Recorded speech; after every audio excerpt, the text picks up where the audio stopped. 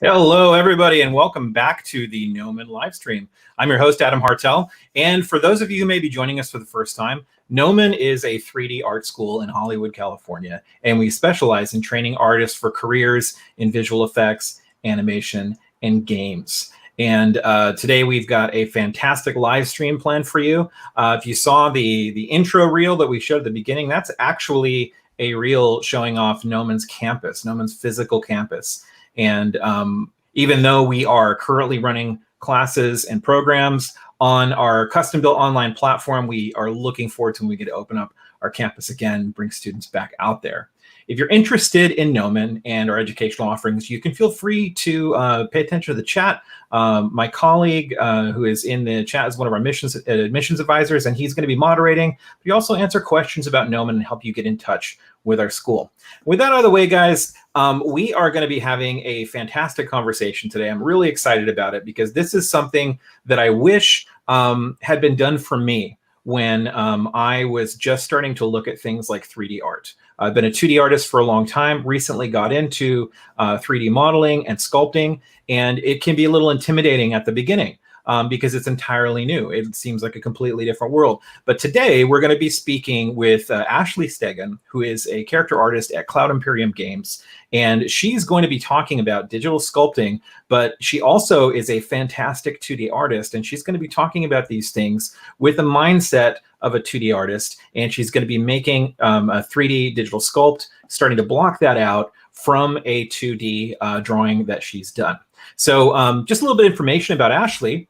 Ashly grew up in San Diego and moved to LA in high school to pursue a career in film or games. She worked at Legacy Effects for 4 years after graduating from Gnomon as a character artist for rapid prototyping and currently works at Cloud Imperium Games as a character artist. Ashly is a 2016 Gnomon alumni who graduated from the modeling and texturing program with concentration in characters. And with that, I want to say, Ashly, welcome to the stream. Thanks for coming back. Hi, good to be back. Yeah, happy New Year to everybody. Yeah, likewise. It's great to have you back on the stream. We had a lot of fun last time. How are you doing? Doing good, doing good. Yeah. Just keeping busy working and sculpting and, just glad to have a hobby. So during Awesome. this time. Well, it's nice to do something that you love for a living, right? Yeah, exactly. Yeah, it helps a lot. Absolutely. And all right, cool. Well, I think before we get into it, there's a couple things of note that I would like to point out for our viewers right away. And that is, as we heard in the bio that I shared, you're a fairly recent Gnomon grad.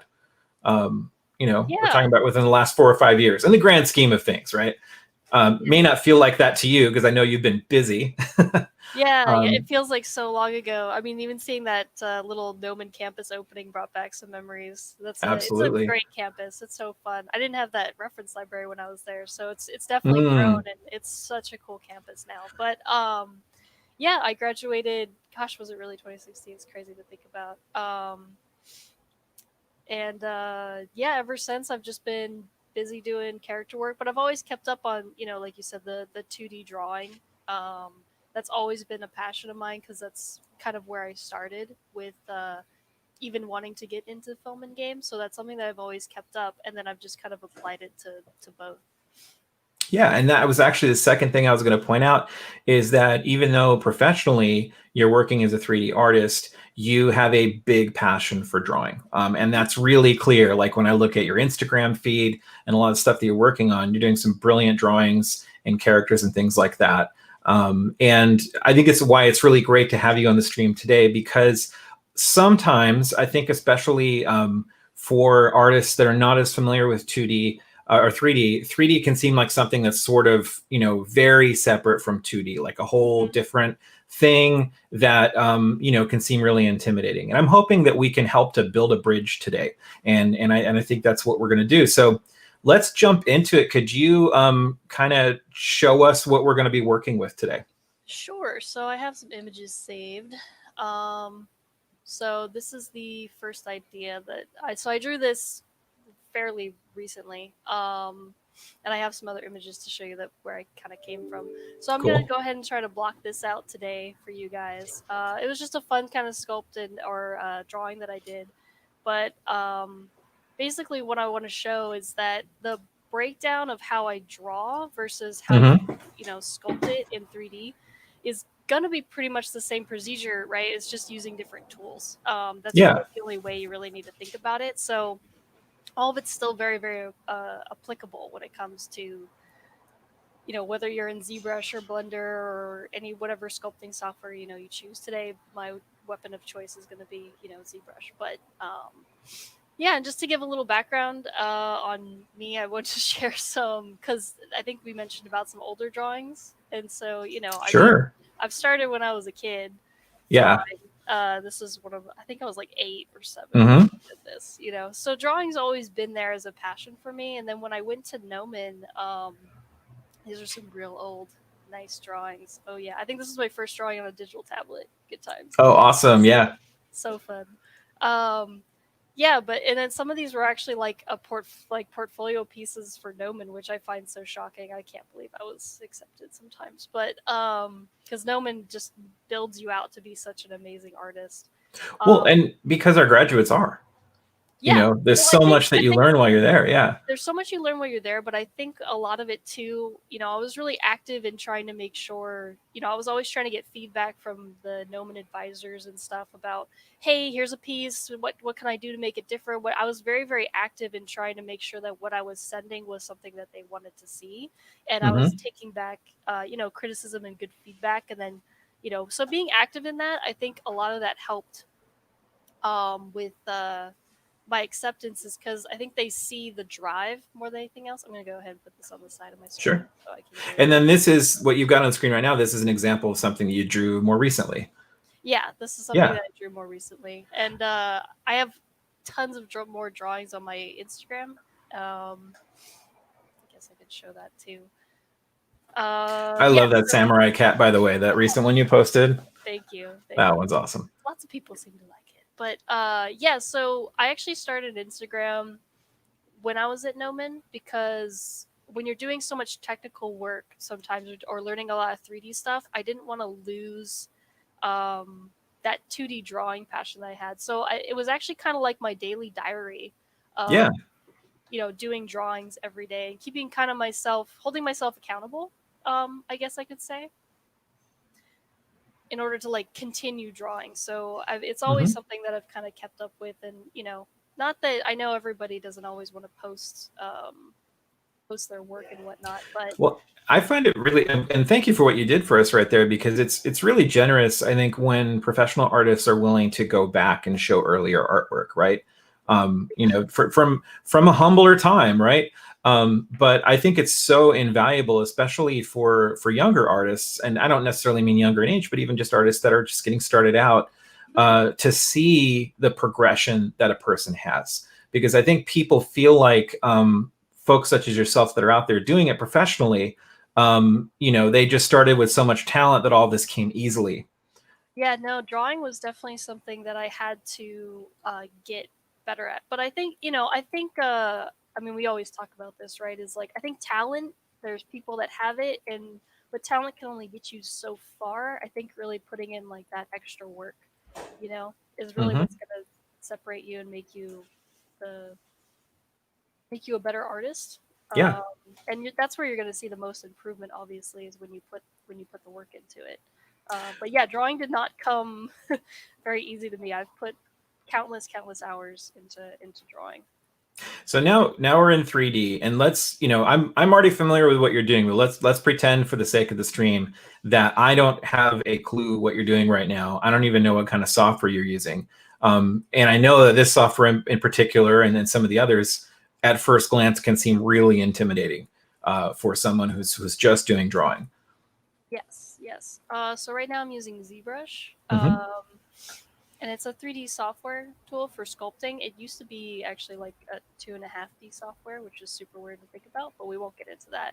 Well, But you're making a good point there, because I've talked to the guys at Pixelogic that made it, and they made ZBrush for people who draw. They made ZBrush yeah, for illustrators. Yeah. yeah, they did. Um, yeah, so it's one of those things where right now, obviously, like what I showed is I'm just blocking out with cube and kind of just placing some landmarks, and then I'm gonna go ahead and do what's known as a Dynamesh, just to get Dynamesh is great for ideating and concepting. Mm-hmm. And when you say what exactly is happening, because it looks like you inserted some 3D cubes, Mhm. and then when you say Dynamesh, what happens when you do that? So what happens is it basically creates like a projection from, you know, X, Y, and Z planes, so your Mm-hmm. world origins, and it'll remap geometry based on that. But what's cool about it is if I wanted to add, you know, I do this a lot where if I wanted to add more shapes to this, I can Mm-hmm. insert these spheres and then, you know, Dynamesh again, and now it's merged again. I can smooth this out. So it seems like So you're it's a kind of, real oh, sorry. Oh, no, you're fine. It's a real quick way of building out some building blocks for you to start with, literal building blocks, Mm-hmm. in order to start pushing and pulling around some forms. Yeah, it sort of looks to me like you're starting out with kind of a computer 3D basic shape, like a cube or a sphere or a cylinder or something, and you put it into place, and then this Dynamesh it basically like just turns it into clay. It basically just turns into clay, and what's great Yeah. is, you know, I can control how much detail and or how much resolution, I should say, the Mm-hmm. Dynamesh is going to give me. But right Okay. now, you can see the faceting and you can see how low res it is because, Uh-huh. you know, when you're starting out with a sculpt or even when you're doing like a 2D drawing, it's the same thing. This is kind of like your first rough pass, right? This is for like your loose sketch. This Yep. isn't where you go in and start detailing like wrinkles and, you know, you start lighting and rendering all these crazy little things and shading. This is where you're just getting overall silhouette, you know. They Mm-hmm. even have this little silhouette thing in here. What So you're this is doing where you're just reminds going to me start blocking out stuff. it reminds me of like if I were going to draw like the tiger that you're doing, because you're doing the tiger from the 2D illustration that you showed us. Mhm. It's what my high school art teacher told me to do, which is kind of like, if you're going to draw a person, draw some basic shapes, draw your sphere for the head, and draw your cylinders for the arms and the legs. Is that what you're doing? You're kind of just setting up Yep. the basic shapes? That's exactly right. Okay.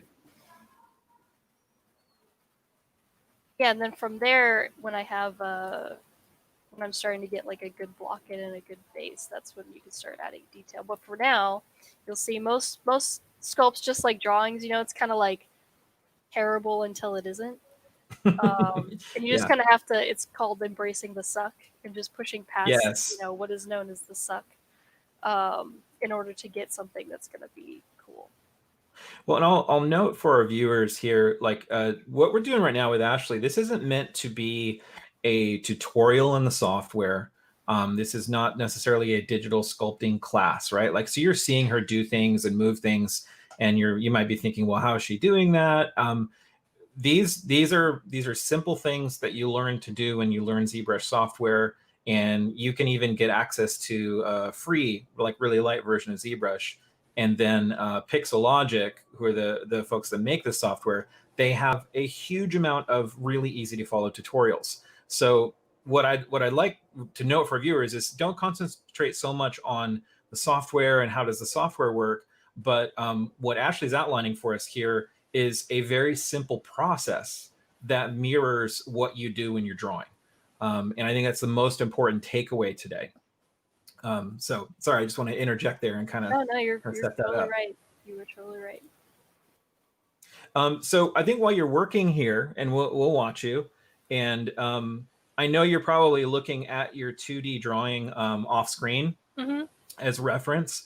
But if you also wouldn't mind from time to time kind of calling that out to us, and how you're looking at that drawing and interpreting it in 3D space, I think that would be helpful. But while you're working, what I'm going to do here is, because at Gnomon I get to talk with a lot of artists. There are so many artists out there that are working in 2D that look at the 3D world and they're like, 3D, I can see you make pretty amazing looking art, but I don't know what to do with that. I don't know how to get access to it. I don't know how to learn it. So what I want to do is kind of do a little bit of a role play with you. And I'm going to share, kind of common concerns that I hear that 2D artists have about learning 3D. And I'm kind of interested in hearing what you might have to say to that as a 2D and 3D artist who's working professionally in 3D. All right, let's do it. All right, cool. I'll start off with the first one. This is one of the most common ones. The concern is, if I start doing 3D, won't I be spending most of my time doing more technical stuff behind a computer and not really making art anymore? So what would you say to that? So what I do say to that is doing 3D stuff more technical than drawing? I feel like that's debatable. I mean, I think doing having good draftsman skills can actually be rather technical sometimes. You know, not every part of the drawing process is fun to people. I'm not really big into shading, so for me, where I'm like, that feels kind of more technical than, you know, I love doing like loose gesture drawings, right? So but in the end result of doing like that cool rendering and shading and stuff, you always get like a really rewarding drawing at the end of it, right? So Mm-hmm. it's kind of the same thing when it comes to, you know, learning ZBrush or learning these things. Is, yeah, to get there it may be a little more technical than what you're used to, but that end result is always going to be something really, really fun and creative. Mm-hmm. And that's kind of what I always remind myself of is, you know, the process may be a little different in the sense that is it entirely creative all the time? Debatable, but I know that I'm always going to end up with something really fun and creative. Mm-hmm. So When you make a great point too, like, drawing is also technical. Everything has a technical aspect to it. I think And we tend to think of, you know, the binary ones and zeros when we go into a right. computer. Everything does have that one part where you're like, oh god, I have to do this now. Okay, here we go. You know, but Absolutely. Yeah. uh, you know, to be doing the job that I have, you know, where I get to, you know, sculpt space marines or, you know, sculpt monsters thing, you know, I really can't complain too much about um, the super technical aspects of it. But every job Uh, is different too. I've got a question, and I don't want it to send you down a rabbit hole of trying to figure out how to do this. But if it's easily accomplished, is there a way that you could even bring a small version of your 2D drawing of this tiger and just like pop it in You know as a what? smaller window? You know what I'll try to do Oh is yeah, this is a cool feature.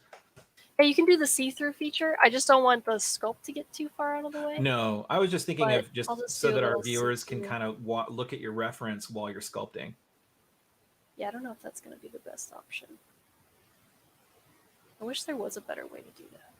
Or if you just want to bring it in from time to time and say, well, now I'm going to start on this part, that's fine too. Yeah, I'll try to bring it in from time to Yeah, time. but But again, that's I don't want this to is mess up again your what I'm. flow. I No, want no, you to you're stay good. doing what you're doing. This again is what I'm doing. I'll just pop it every now. I'll keep the reference Yeah, here. No, because force me to I think open it. especially for those out there who are watching that have never sculpted before, whether it's in clay or digitally, bringing in that 2D art is going to really help ground them in what you're doing.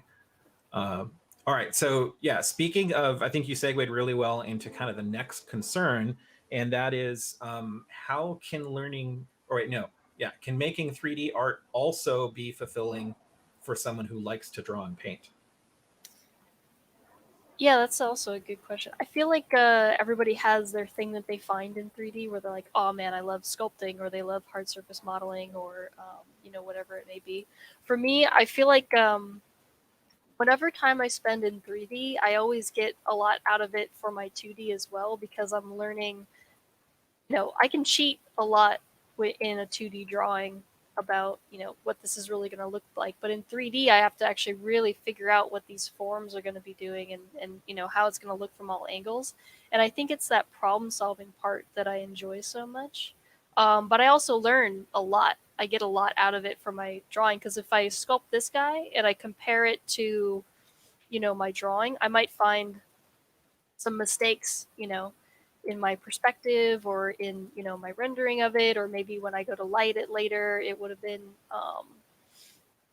you know, a little off. And so I think the learning process that you get from, you know, doing ZBrush or sculpting is invaluable as well. Well, it's funny that you say, because I totally get what you're saying. It's funny you said like when you do 2D, you can cheat your way through it a little bit because you don't have to draw angles. And what's interesting to me about that is that I hear the opposite a lot. Is that, well, using 3D tools to get a final 2D image, you're cheating, right? Because you're cheating perspective and you're cheating, Hmm. the stuff that you should really know how to draw out by hand. What do you say to that idea? Like, well, 3D is just cheating. Like, it's not real art in that sense. Yeah, to that I would say, I I mean, I definitely don't think it's cheating for sure. I think as long as you're using it as a learning tool, it's going to be an invaluable. It is a tool ultimately. It's not teaching me how to sculpt. Just because I know ZBrush doesn't mean I know how to sculpt. Doesn't mean I know proper forms. Doesn't mean I know good design. I just know how to use another tool. And so Yeah. just being able to use that other tool to your advantage. I'm not an environment artist, and so for me, um, if I wanted to do an environment, I would probably do it completely in 3D because it's not my strongest skill set, as far as like my drawing skills. Hmm. And so I think that that's a weakness of mine. Not necessarily. It's just not something I'm really into drawing, but I don't mind modeling out a cool environment. Um, Right. so, it's not really cheating. And then another example is of anybody saying that is just go look up Rob Bliss. Um, and he uses ZBrush in one of the most amazing ways. Yeah. Um, but he's also an amazing 2D artist. But when it comes to production and stuff, it's much easier to sculpt out an idea first and then light and paint on top. And usually with the deadlines that you deal with in production, you don't have Hmm. time to sit and render out a bunch of stuff anymore. You just don't. Yeah. So a lot of that too is going to be uh, based on deadline in your pipeline as Hmm. well, and just Well, being able to okay. finish out that artwork. I'm going to play the devil's advocate a little bit with what you just said, because I Let's think do it. you cracked open a new conversation. Well, yeah, in production, because things have to be done fast and 3D makes it faster. Well, then I'm skipping over the art part now. Like, I'm not getting to be an artist. I'm just doing fast stuff. What would you say to that? Because I know Just that a lot of because, people are concerned if they go into production, at the production side, that they're not getting to do art anymore. yeah. Well, I won't say that. I guess what I should say is the mirror and weld thing was weird on here. It's not so much that 3D. Let me correct what I said before. 3D is not faster, but you could be more efficient, right? If you're Hmm. if you're very efficient in 3D, could take you forever. It could take you longer. It's going to take me longer to sculpt this than to draw this, but Hmm. I'm going to have like a more efficient asset if my client wants to see this from front, back, and side. I don't have to draw front, back, and side. I can just show front, back, and side, Right. because I'm working on it in 3D. So I think it's really more about an efficient pipeline more than Hmm. it is about speed. Um, and that creativity isn't going to go away. Just because you're doing things more efficiently doesn't mean make it less Hmm. fun or less creative, because you're still using a tool. Well, and at least my experience has been, you know, working more efficiently. If you don't understand the artistic principles behind what you're doing, you can just become really efficient at making stuff that doesn't work or Right. doesn't look good, right? Yeah. So in a lot Yeah, of we ways, I all think that, polished yeah, turds in the past. Yeah. absolutely. And I think that faster and more efficient workflow sometimes can amplify the fact that, oh, you know what? I need to work on my anatomy a little bit because I'm Hmm. trying to sculpt this shoulder in a 3D space. And I'm realizing I need to go draw some shoulders. I need to go figure out how this thing works.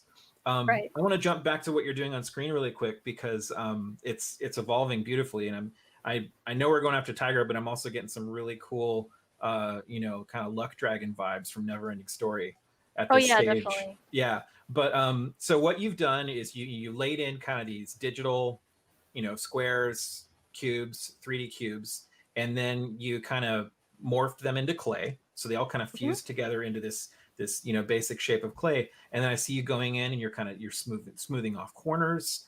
You're basically just using it like clay, and then it almost seems like you're drawing in the design. Like I'm seeing you draw in raised parts and also drawing in Hmm. parts that you're pushing in. Yeah, I'll definitely go in and I'm a big fan of cutting into stuff, kind of like as if I'm sketching it out, and then I'll go in and use like a clay buildup brush or something to kind of Yeah. smooth out the forms that I'm creating.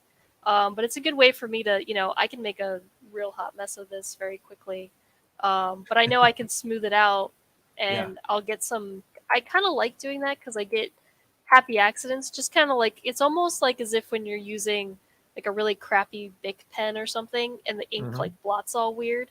Because when I fill this stuff in and I smooth it out, I kind of get these cool little like happy accidents, and that's the stuff that I try to find in my sculpts to make it feel more organic and more lifelike, is finding those little happy accidents. So it's kind of letting the program, I'm letting the program work for me. I don't work for it.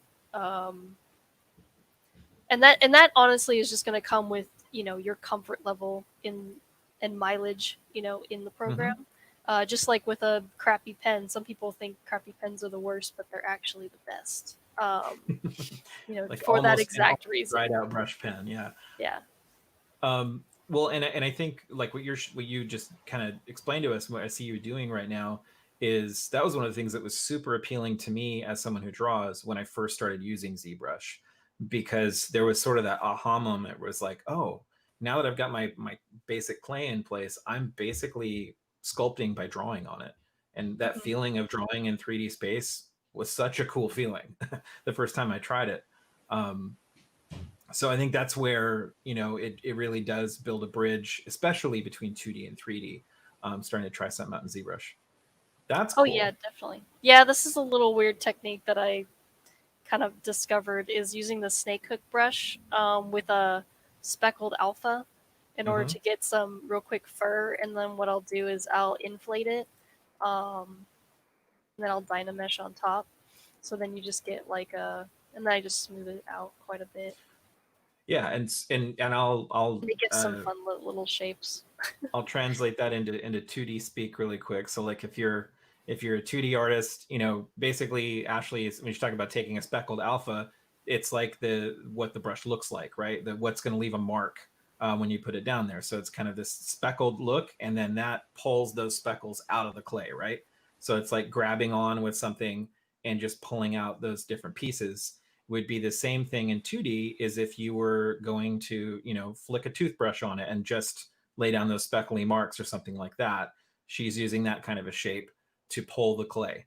And then those of you who are more familiar with workflows like in digital 2D, like Photoshop and stuff like that, for me anyway, a Photoshop mentality translates really well to ZBrush, because you know, you're using different types of brush shapes to manipulate 3D space as opposed to just 2D space. So that's what Ashley's doing for us. And for those of you who might just be tuning in, you might be looking at this going, wait, I thought I was on the Gnomon live stream. How come Gnomon is asking questions like Gnomon doesn't understand what 3D is? Well, that's because we're doing a special stream.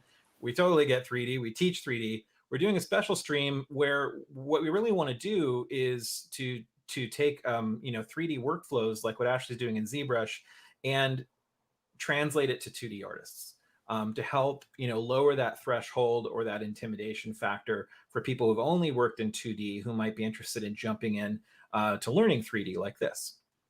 All right. So I'm going to keep going through a few more of these kind of concerns that we want to address that 2D artists can have about 3D. And this is a fun one because I want to hear some of the cool stuff that you've done, Ashley, because I know you've done some cool stuff. How can learning 3D open more doors for me to find a creatively fulfilling career? Well, I think 3D, I think pretty much anybody you talk to nowadays is going to say like the industry's kind of gone into 3D. It's kind of hard to avoid it nowadays. And so learning 3D and being able to adapt your workflow for 3D is obviously going to open up a lot of doors, because there's tons of modeling jobs and texturing jobs, and all sorts of stuff like that. So a lot of it is just going to be, again, it's the same thing. If you know how to do more than just, you know, use a pen, then you're going to be able to get more jobs because you know how to paint, or you know how to texture or render or sculpt. And so building that tool asset for you is obviously going to lead to more and more opportunities. Oh, it's just like in the 90s when, you know, a lot of artists working in studios like DreamWorks and Disney were doing a lot of their artwork for you know, the films and shows traditionally, like painting with gouache, you know, and stuff like that. I remember, you know, in the 90s there was that shift that it was like, hey, these digital tools for painting have come along, and they're helping us to make our workflow more efficient for what we need to produce. And so artists who were only doing traditional work started to learn how to do it digitally using Yep. Photoshop. And I think it's literally the same thing. A new tool has come along. You don't have to leave behind your artistic sensibilities. If anything, it augments your artistic sensibilities and helps you bring them to an even greater level of realization. Yeah. Yeah. So, what are some of the creative, fulfilling things that you've gotten to do as an artist using your skills as a 3D artist? Well, so when I got out of Gnomon, I interned at Legacy Effects, which was originally the Stan Winston studio. So they were the people that did the original like Jurassic Park animatronics, and yeah. So when I interned there, I basically got to work with people that built my childhood. Um, which is a Awesome. very, very cool opportunity to work with people who have so much more experience than you do.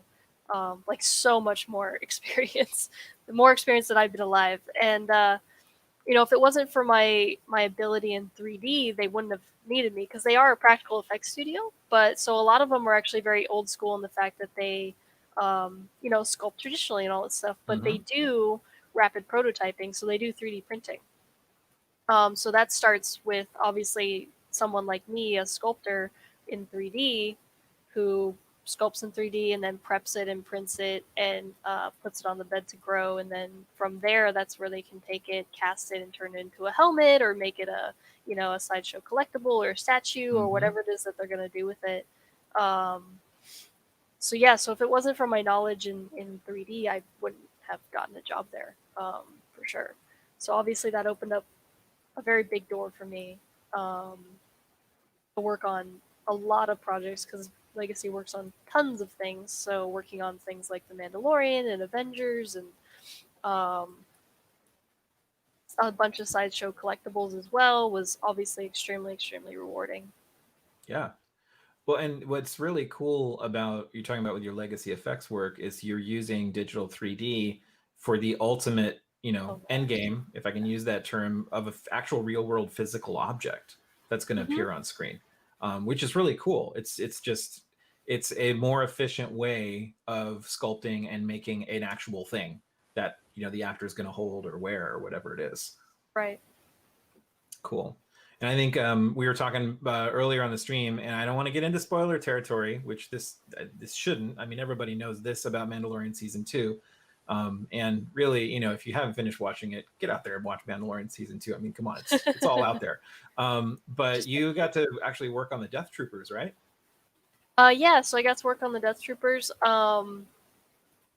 We got like a really rough 3D model originally from it, and then obviously the biggest challenge of Legacy Effects is someone had to fit into the Death Troop because we built I think 6 suits, I think. Mm-hmm. And they all had to be. So we kind of actually made them each kind of like a small, medium, large because we didn't know who was going to be casted. Because the stunt people can kind of vary from you know, it might not even be the same people wearing it for the same shoots.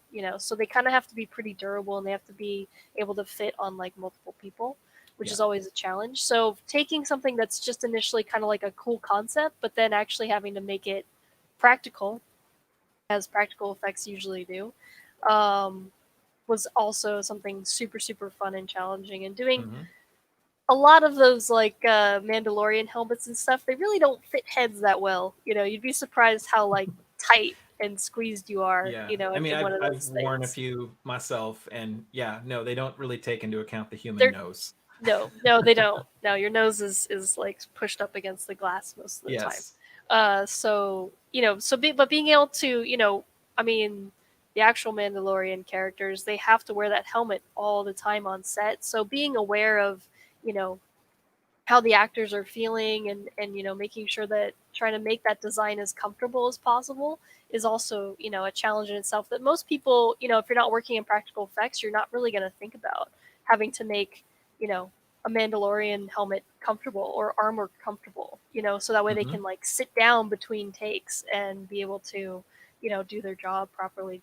um, Because if you don't do your job properly, then yeah, they're going to be super uncomfortable, and it's going to be hot and sweaty, and it's going to be difficult. So, um, the more effort you can put into making that suit as practical as possible without losing, obviously, the cool design aspect of it, of why Right. we love the Mandalorian suits. Then yeah, you're going to be a pretty valuable asset to practical effects. So that was a fun part of working at Legacy, was That's being so able to cool. kind of problem solve that stuff. So you've got your own Death Trooper suit in the closet over Oh there. You yeah, guys take yeah, one it's in the home. back. Yeah. Yeah, obviously. You do some trooping on the weekends. Just occasional Yeah, trooping. I some have to death put a mask trooping. on. It's, I Yeah. put a mask over the mask, but Very cool. Yeah. Well, they're technically robots, so they can't really catch can't catch COVID, I don't COVID. Yeah, think. we're Yeah, I okay. guess not. Yeah. All right. So I'm gonna hit another question, which is a big one. Um, that 2D artists that are contemplating working in games, working in film, working in animation, and so much of that workflow now is digital and it's being done in 3D.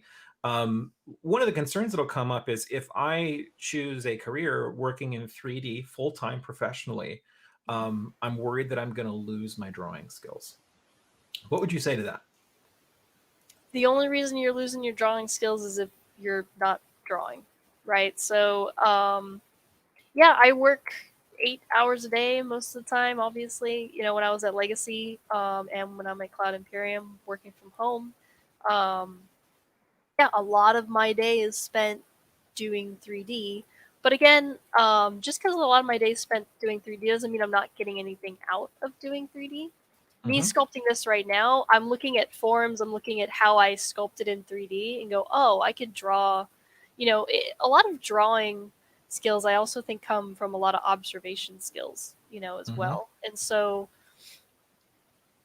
whenever I'm sculpting, I'm always thinking like, oh, how could I, I'm picturing myself also drawing it right now, which seems Yeah, kind of silly or weird, but it works, and it kind of makes me make sense of like what I'm doing. But then on top of that, the way I kind of wind down after a long day of staring at a computer screen is to stare at another screen on my iPad and go ahead and draw in Procreate, which is my like weapon of choice when yeah, it comes to me drawing digitally. Or, I have a sketchbook right next to me right now, and if I wait for something to bake, or if I'm waiting for something to save that's really heavy, I'm just gonna pull up, pen, paper, and just kind of noodle for a bit. I noodle in meetings. I noodle as often as possible. I'm always drawing. And so I think that's the thing. Like I said before, when I went to Gnomon, I made myself that promise that like I didn't want to stop drawing. Because I had that same fear too, mm-hmm. and that's why I started my Instagram, and that's honestly why I still have my Instagram. Is it kind of keeps me. It's my visual diary. I don't personally care. It's great that people follow me, and I'm glad people like my work, but that's not why I built it. I built it specifically to hold myself accountable, so that's really going to be the biggest thing is, you get what you put into it, right? So Absolutely. Well, and even artists that are doing 2D stuff more often. Like for example, I know Della Longfish over at Santa Monica Studio, who he's working digitally all day, and he's doing some 3D, but he's doing a lot of 2D as well. I know that he comes home every night and busts open a sketchbook and does you these rad blue line sketches. oh, that's And so cool, the yeah, and coolest. all of the folks I talk to say the same thing. Like just doing, even if you do 2D as your job, it's not necessarily a substitute for continuing to learn. Yeah, And so I think you're exactly right. It has to do with the artist more than it does to do with the job. yeah. And Obviously there's I going to think be that, crunch days where like, you're like, oh, I sure. didn't get to really draw anything today, but I do Hmm. really think, a lot of people say like, oh, I don't have the time, when really you need to reword it as I didn't make the time. Sure. Yep. Because if you go home and, I mean, not to like beat the bush a bunch of times, but it's like, we all watch, a Netflix show or do this or that. And I'm not saying not to, stop watching movies and draw forever, but every now and then it's like, oh, if I'm going to throw on a show, like draw with it, draw while you're watching a movie, or do something. There's always a little bit of time. 15 minutes a day can go a long way. Oh, it sure can.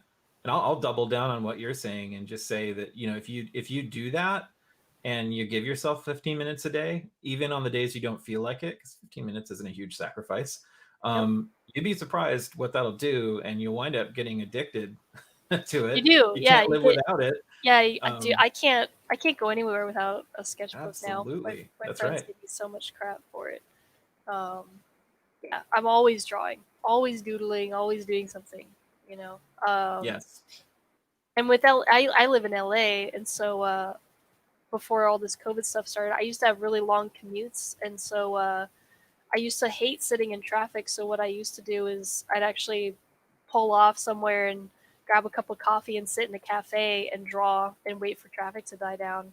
Um, because I was like, I'd rather spend 2 hours sitting in a cafe drawing and getting better at my craft than sitting in a car, waiting, because it would amount to the same. I got home at the same time. Hmm.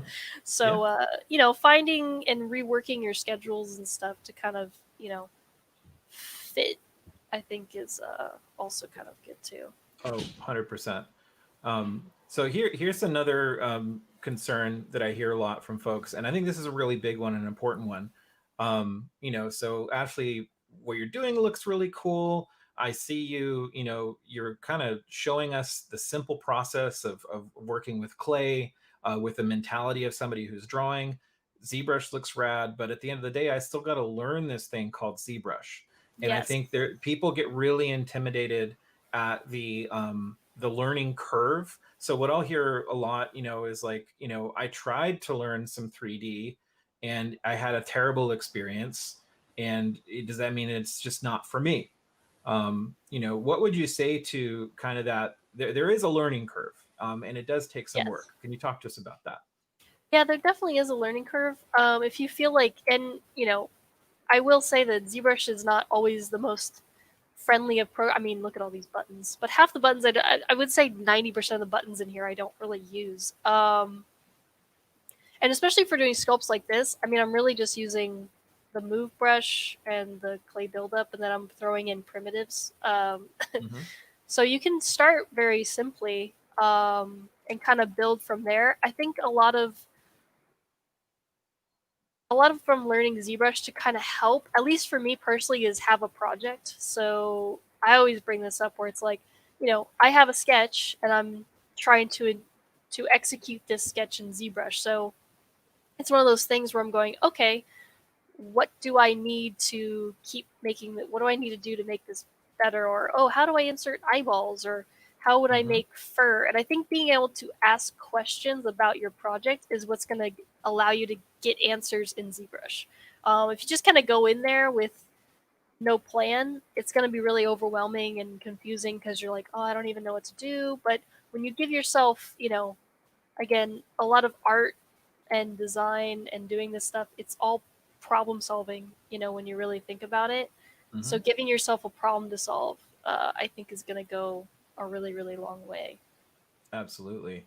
And And also, ZBrush has a great YouTube channel to be able to follow oh along yeah. with the people who made ZBrush. So that's going to help a lot too. Well, and even some of our Gnomon instructors that teach ZBrush are streaming regularly. Paul Gabery, who teaches ZBrush at Gnomon, he has his own stream. He also streams regularly for Pixelogic with ZBrush. If you want to see some of the amazing things that are possible sculpting digitally in 3D, go check out some of Paul's YouTube videos. Paul Gabery is the person you look for. You can just go to ZBrush, search ZBrush or Pixelogic in YouTube, you find all their videos. Yeah, and I mean, it makes me think of something like, say somebody wants to get into the world of art, right? Drawing. You also can look at that kind of like looking at 3D and go, well, like there's so many different things to learn. Hmm. Like there's pencil, there's ink, there's paint, there's I've got to learn anatomy, I've got to learn rendering of basic forms, I've got to learn all these different things. It's just not all packed into a piece of software. So everything has a learning curve. But what I will say is, I think of a lot of the 3D software that's out there. ZBrush is really friendly to people who like to draw and paint. It was Yes. made as an illustration tool in what they called like 2.5D before it went full 3D. And even the way that the software is set up, yeah, it might look complicated at the beginning, but really they've set it up, so that you don't feel like you're constantly having to be technical all the time. It's really like Ashely, I know you told me before we got on the stream, on the left-hand side here, this bar on the left of your canvas, you basically just picked all the tools you use regularly in ZBrush and you customized your own little Yep. palette, Yeah, this is my just like own an artist would. palette Yeah. of all the buttons that I use, throughout my work week and when I'm sculpting Yeah. and stuff. Because I don't feel like, nobody feels like fishing through all these crazy tabs. Mhm. And that just comes with time. What I did is I just set up a palette, and then when I noticed myself going to a certain button a lot, you just drag it on over, and now you have it there forever. And I love the customization in ZBrush. It makes it very, very helpful. And it's amazing how much faster you get just because you have like buttons right at your side. Yes. And guys, in just a little bit, we're gonna take questions from the chat for Ashely. So if you've got, whether you are an experienced and working artist in ZBrush and you want to ask a higher level question to her, or if you're entirely new to 3D and you just want to ask questions about what we've been talking about right now in the stream, you can start typing those into the chat, and my colleague Xander will start getting those through to us. So we've got about another just under 15 minutes for kind of this part of the stream. And obviously, Ashely, you can continue to sculpt after when we start getting into the questions. But just to recap, guys, Ashely she's blocking out in 3D, kind of the beginning blocking out stage of a drawing that she did, or a painting that she did. I think it was in Procreate on the iPad. And this stream today really is meant to be a demonstration of 3D digital sculpting for 2D artists. And so she's gone in and she started out by blocking out the basic forms of this tiger based on the design that she drew, and started out with really basic shapes, just like you draw cubes. If you needed to draw something in 3D, you draw those basic shapes in 3D, and then she started manipulating them like clay. So I think this has been a really, I think, intuitive demonstration. And once you get those basic forms in place, you can literally start drawing on the clay, which is really cool. So what are you doing now? This seems entirely different. Yeah, this is different. So this is Z spheres, and what I'm actually going to make these antennas. So Okay. to dynamesh this would be super annoying, because it's really thin. So dynamesh doesn't Okay. work very well with like super thin things. So what Well, I'm it's going to like do if you is, tried to just roll out a clay snake and a real clay and try yeah, and it to kind of starts test to get that thin out. or weird. So Yeah. what I'm going to do here is just create, basically, Z spheres act as like a little skeleton structure. Uh-huh. It's like a piece of wire, like a wire armature. Yeah, like a wire armature, and then what I can do is I can take this and just get some geometry from it. So I'll show you guys. So I just made this real quick. Don't worry about what buttons I'm pushing again. It's just see if I preview this. That's kind of what I'm going to be getting. Gotcha. And then I'm just gonna say make it, and now I can hide that and bring it in. Boop. And now I'm gonna.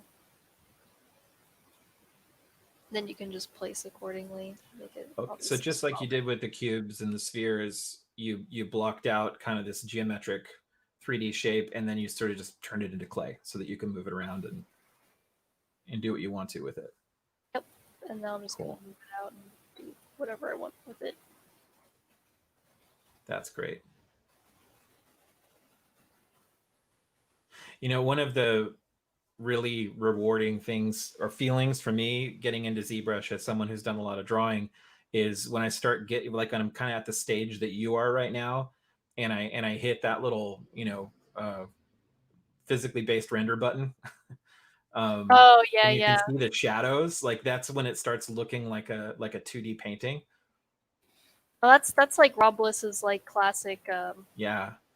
he'll render something like that. I think an uplight would be kind of cool. Oh yeah. So you're literally moving on that sphere there. You're moving around like what direction your light is pointed in. Mm-hmm. and then you hit that button and we get a render of the Yeah, shadows you and can stuff. start to see where the shadows and stuff would lay Yeah. in place and whatnot. And And that guys, is doing totally gonna something, dictate, yeah, your sculpt for sure. doing that and even taking that then into Photoshop or Procreate on an iPad, or even printing it out and painting on top of it, is a really fun way to work in illustration too. Yeah, on my Instagram, I have a couple pieces like that I'll sculpt in here, and then Mm-hmm. um, yeah, I'll paint. I think I have a tiger dragon thing that's actually kind of similar in my Instagram somewhere. That I did the same thing where I sculpted it first, and then um, yeah, you can render it. I've been rendering more in Blender just because I like the shadows shapes that you get. It's a really really nice renderer Mm-hmm. for really the cost of nothing, which is great. So and then I'll take that into Photoshop, or I use Procreate now, and Mm-hmm. yeah, then you just paint and render on top with like photos Yeah. or And yeah, for those of you who don't know, Blender, and even though at Gnomon right now we don't necessarily teach Blender as a part of our curriculum, we strongly encourage prospective students who are interested in 3D to go grab Blender and start learning how to use Blender. And so Blender is 100% free, and it's a great piece of software. Whereas like ZBrush, you can even get a light free version. ZBrush is great for like digital sculpting. And I think it's a wonderful piece of software for people who are new to 3D, who do a lot of drawing, to jump in and learn how to use. Blender is more on the modeling side, right? Like making kind of hard surface things. You can also do some sculpture in Blender. But that's another resource out there for you guys if you're kind of like, well, I want to try some 3D to see if I like it. Blender is 100% free. And that'd be more if you typically, if you want to get in model stuff like, buildings or spaceships or mechs and stuff like that, hard surface type objects. Let's see here. Okay, so now you're actually changing, like kind of the material that your sculpt is made out of. Like the reflectivity is changing and stuff like that. Yeah, so I merged it. I like seeing the little reflection on the eyeball just because it Yeah. helps me personally. I don't know. I just think it's one, it's cool, and then two, it gives Yeah, a little bit more life to the character. And I for changed my sure. sculpt to the skin shader just because that's Hmm. usually actually what I sculpt in, and then Well, and the way that's reflecting the light is a little bit closer to what a little bit closer to the what final object is. I'm looking for. Yeah, and I also like that it doesn't give as harsh of shadows as the Hmm. basic material. It's a little bit lighter, so it kind of Yeah. feels a little bit more organic-y. Even what But you that's did with the everybody's eyes preference. by making the eyes shiny, like that's also, that happens when you're painting. Like when you're painting a portrait of a face, as soon as you pop those speculars on the eyeballs, the Hmm. whole eye section comes together, and actually, uh, you're getting into composition, right? Because you want people to focus on the eyes. So I think even just what you're doing now in 3D, you're helping yourself to see, compositionally where those eyes sit and how they're going to draw attention Right. when you look at it. Yeah. Oh, this is awesome, Ashley. And I know that we were just going to do basic block out on your drawing, but you've gotten really far. Like you've gotten some really fast results. Yeah, yeah. I think that's the thing that people feel like they have to spend.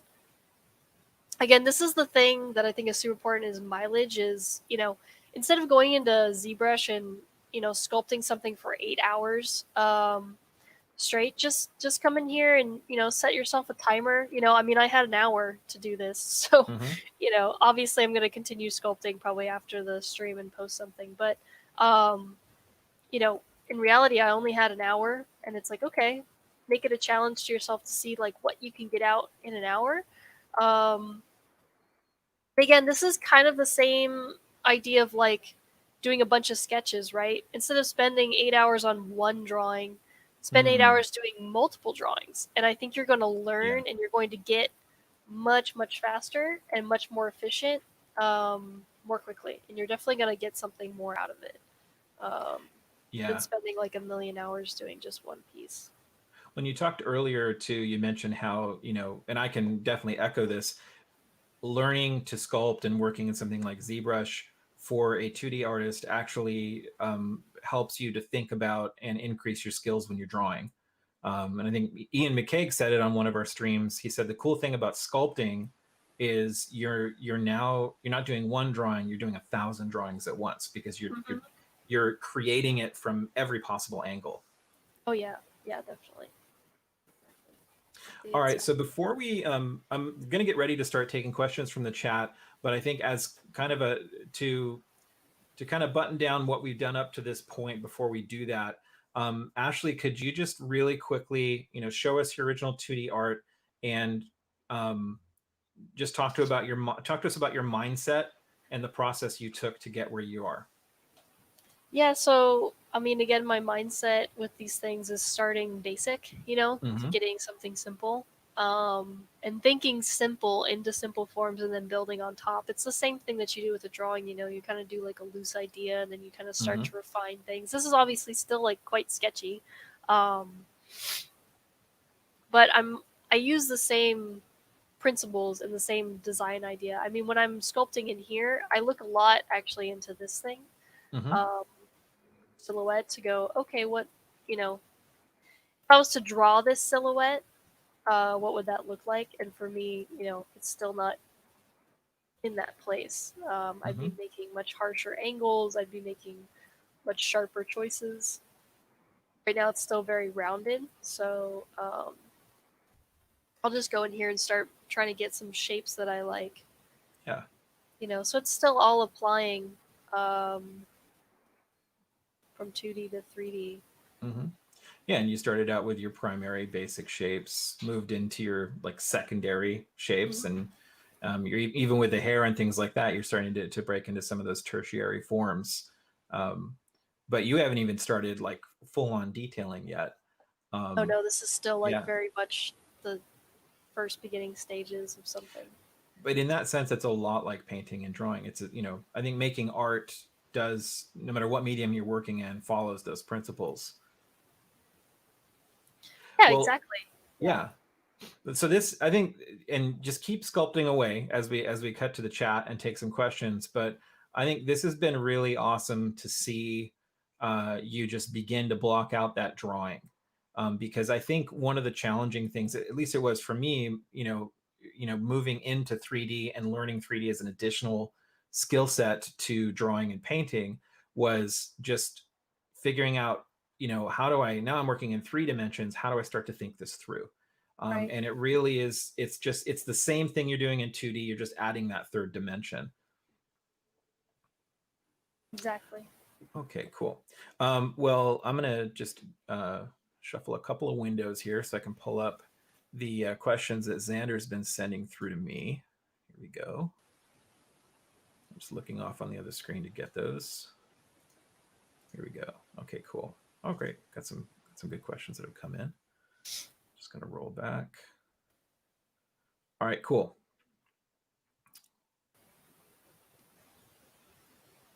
Oh, okay. One question just to kick it off really quickly.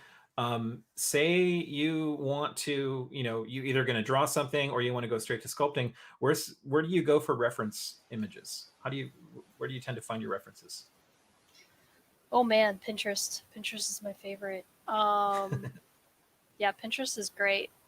Pinterest, what I love is you can get down like a really big rabbit hole with Pinterest Totally. very, Yeah. very quickly. Why Oh isn't this yeah. drawing? Yeah, I have to be careful sometimes when I'm putting together my reference boards, not to like get sucked into spending like 5 hours or something in Pinterest, just Yeah, finding it's one very reference after the easy other. to get caught up in that.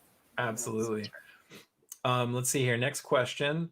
They say, I'm not good at organic drawing. However, I love to create 3D models and sculpt sometimes, even though I struggle in ZBrush. What is your suggestion to build sculpting foundation for enthusiastic sculptures? Or sculptors, sorry. So someone is really enthusiastic about sculpting, but they kind of need to start developing a sculpting foundation for themselves so that Yeah. they can improve. Um, I mean, for me personally, I mean, if you actually just take a block of clay and start sculpting, that's always going to help. Um, at Gnomon we took traditional classes before getting into ZBrush, and obviously that's going to help a lot too. Because it just gives you a good understanding of form and how light's working, and seeing your image or your sculpt in like a different light obviously will Hmm. help. But then yeah, just don't be afraid to dive into ZBrush and just kind of start playing around. Again, it's really just about mileage, and then looking up, other artists that you like or other sculptors that you like. Joining, I'm a part of like an art Discord server where we all jump in and we all sculpt or draw together. Finding like-minded people is obviously going to help you a lot. Um, getting feedback, and just I would say the biggest thing is obviously just like keeping your inspiration new and fresh and trying to come up with fun ideas, and keeping it fun for yourself is obviously going to make you want to do it more. Hmm. Yeah, and one of the piece of advice that one of our instructors, I think, gave out recently to a similar type of question is, especially if you're still feeling like you're learning the foundational things, um, you know, choose foundational things to make. Rather than trying to make one of the dragons from Game of Thrones, like make something simpler, like Yeah. just try sculpting a duck, or I don't know, just pick something that's not as complex, and maybe more familiar to you, that's going to have a lot more reference, and just start trying to find those shapes. Yeah, I mean, I draw. When I was younger, I drew, and I still drew. I draw so many dinosaurs. I draw dinosaurs all Mm, the time, and so one of the first sculpts that I did in ZBrush was drawing a dinosaur because I felt so comfortable with like the anatomy and the shapes that I was trying to go for. So drawing, yeah, something that's familiar to you is obviously going to be really helpful, but also it's going to be really fun. I think keeping mhm. it fun is super important. Well, and especially if you've already developed pretty far as a painter or a drawer, sometimes you have to remember that when you're starting something new, you're new to it, right? You're kind of Right. starting over again. So I know that sometimes if you're already used as an artist to picking more complex subject matter because you're adept in what you already know, I think when you're learning an entirely new discipline, you got to remember that you might not be able to go after the kind of things that you're used to drawing and painting right away. And like, I think, what was it you said in the beginning, like, get used to the suck, like you're learning now, and Yep. don't Embrace it. defeat yourself because you're not achieving exactly what you want right away. So let's see here. Another question that's come in. At Gnomon, you learn how the entire pipeline works as part of the program there. They want to know from you, Ashley, having that broad knowledge of the pipeline, how has that affected and helped the way that you make characters? Well, for production, it's really, really important because obviously, working for something like Cloud Imperium, where your asset's going to be going into a game, versus Legacy, where your asset more often than not is going to go on a person, a physical suit. It obviously changes the way I model and the way I sculpt, Mm-hmm. um, and how I sculpt. So a lot of that obviously is going to the more you know about the jobs before and after you. Um, it's just going to help you be a more valuable asset. Obviously, I'm still going to sculpt to the best of my abilities, depending on what it is that I'm going to be doing. But how I get there and how valuable I am to the production pipeline is going to make a huge difference. If you can just create fancy sculpts but have really no purpose for them in the pipeline, that's not going to be as valuable. If you don't know, okay, someone's going to rig this after I'm done, so how is that going to affect the way I model and sculpt it? Yeah. And if your art director is not getting 100 complaints from the next artist after you about what they have to work with, Yeah. that goes a long way. You'll probably get hired again if people are like, no, no, Ashley's great to work with. I'm so happy that I got to work with her model. Right. Let's see here. Okay, here's a great question. What kind of schedule/life balance do you have with art? I feel like a lot of artists either burn out by doing too much, or not, or they don't do enough. Um, they're interested to hear your take on that work-life balance as it relates to growing as an artist. Yeah, for me, again, my biggest for me, working and learning and stuff, and for production as what I do as a career, is going to be more of the modeling and the 3D side of things. So my way of relaxing and my way of kind of balancing myself is again drawing for myself. which is kind of like what my Instagram is. It's just me drawing for myself, you know. And Mhm. I think that alone has like a real huge effect on me because it keeps me motivated. It keeps me active and gives me something to pursue. I I'm not a huge believer in putting like everything you can into like your production work in the sense that like I think you also need to have your own work to gratify you as an artist. Because we all want to create stuff and we all want to make stuff, and sometimes when you're making other people's work all the time, that can get very tiresome, right? So having your own personal project, or even if it has nothing to do with art, just having your own project of like learning guitar or doing something with music or pottery, whatever it is, or learning a language or whatever it may be, all that stuff is going to be super helpful for you to grow as an artist, and it's going to help you not get as burned out. If you have Mhm. multiple hobbies and you have multiple things to do, yeah, you're not going to feel that way. I personally just draw all the time.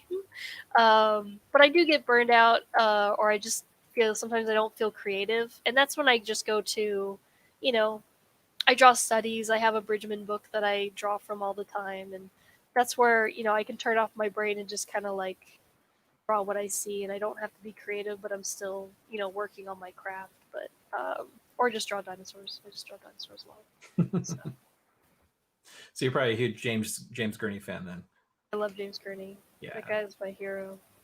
Yeah, and if you're looking for some great books on like color and light and His color and light book is oh one of yeah, the best out there for sure. yeah, or They're incredible. what is it?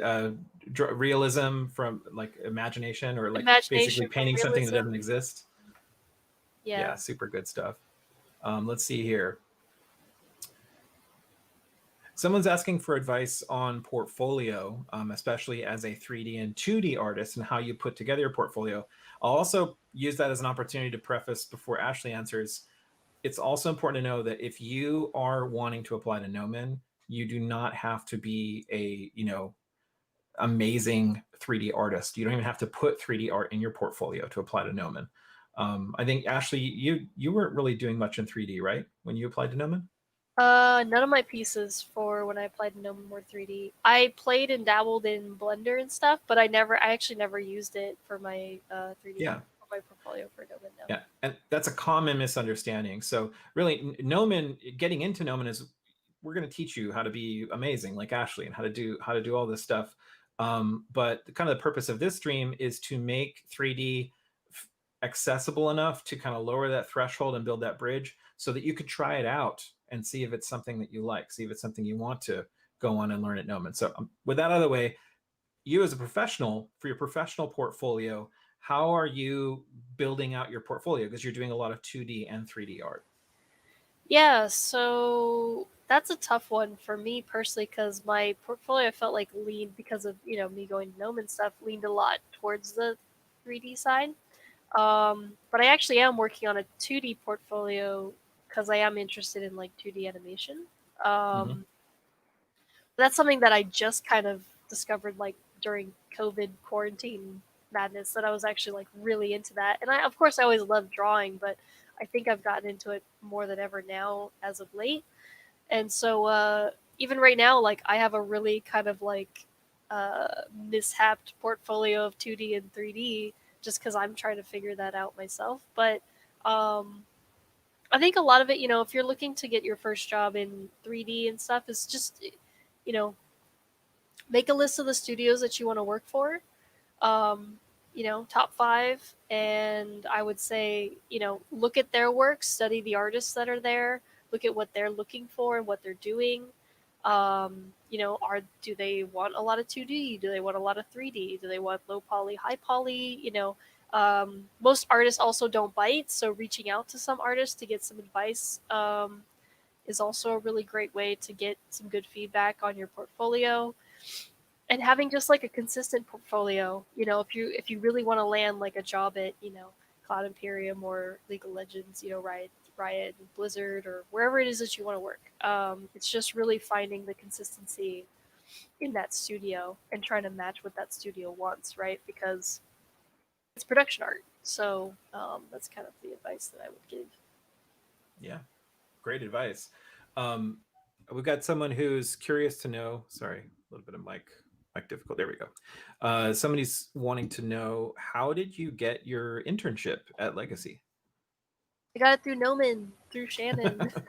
uh, Shannon was awesome. Yeah, I actually just got it through Gnomon, so I got super lucky. Legacy, it was just really good timing. A lot of it was because Legacy had never done the internship with Gnomon before, but they wanted to give it a try, and that was the time that I was graduating. So I went and interviewed, and I chatted, and I met with a bunch of people, and so I got to get into the internship with, I think, 3 or 4 of my term mates. And a couple of us got to, we got to stay. We kept on full time. After our internship was up. Um, and so yeah, a lot of that was just right place, right time. Because after that, I don't think Legacy's actually done an internship with Gnomon since. But they definitely should keep doing it. Definitely reach out again.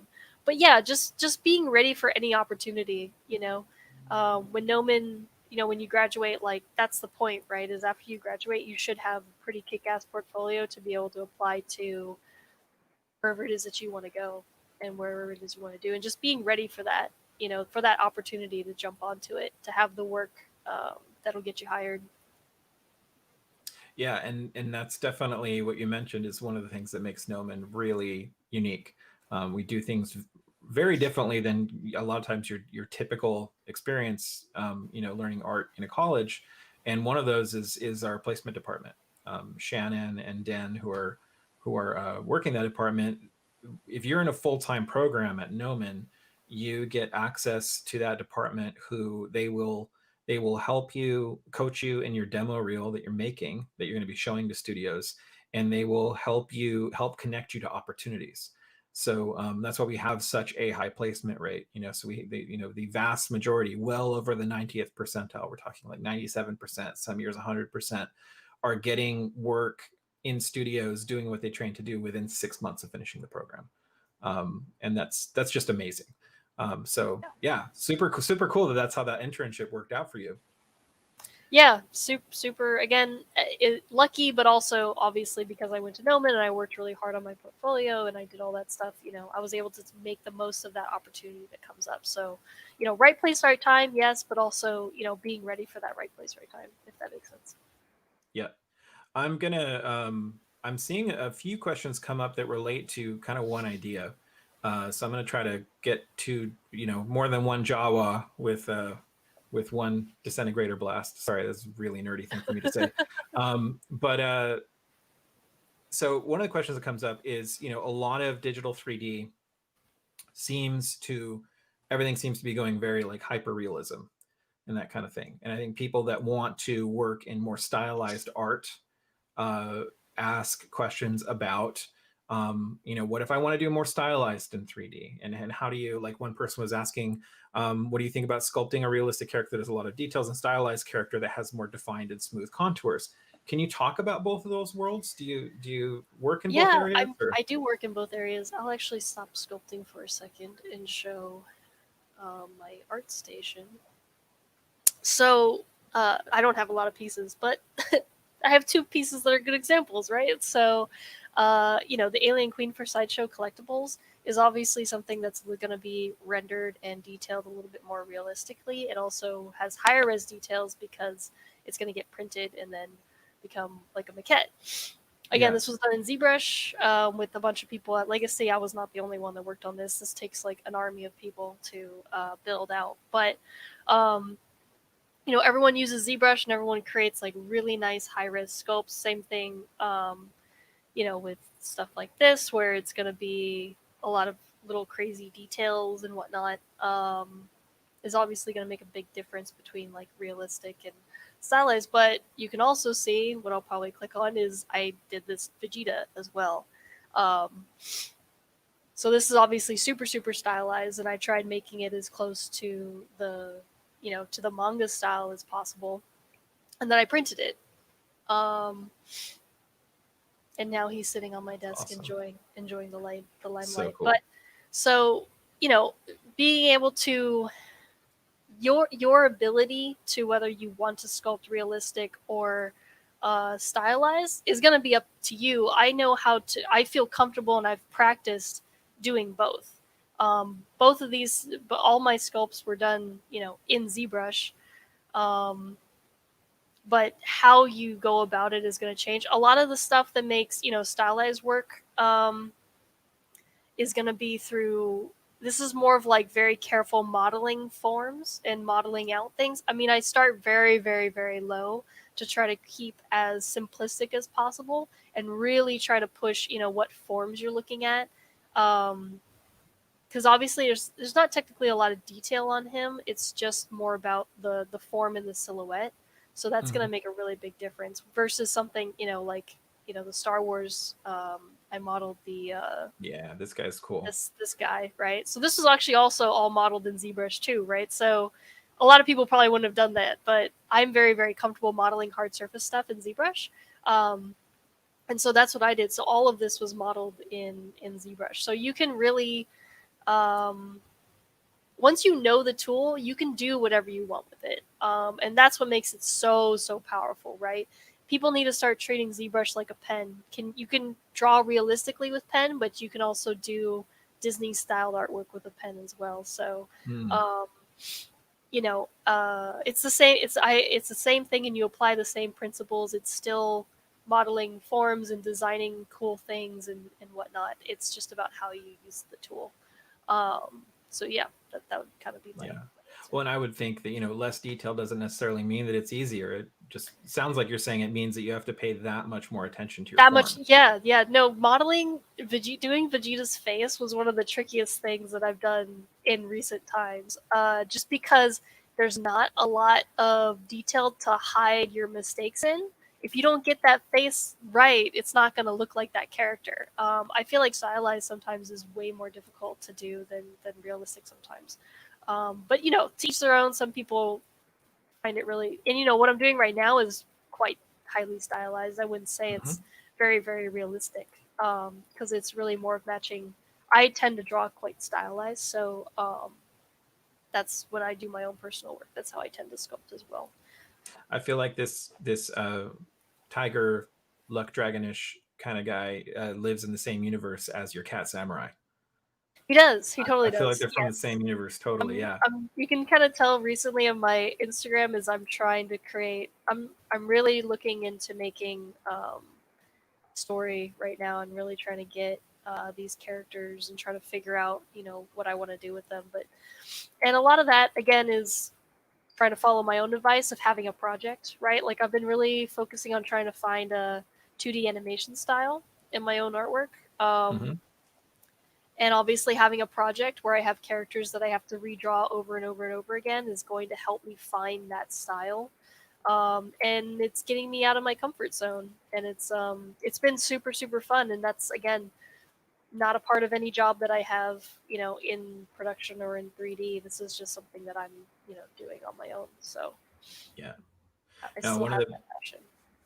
One of the best pieces of advice was ever given to me by a professional artist when I was talking to them about wanting to be a professional artist.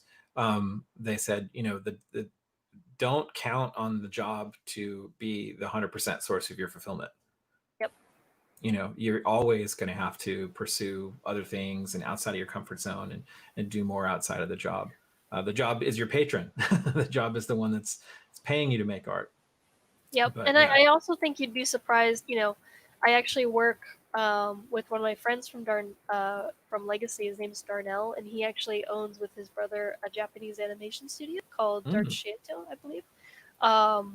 Shout out to him. Go check out his stuff. Super, super cool. But just because I know him and he likes my 2D drawings, he's given me opportunities to work with him in his Japanese animation studio, which is super cool. So that's one of those things where it's like, I wouldn't have been able to even try to do that if I just wasn't constantly drawing and he just happens to like my artwork and my drawings and stuff.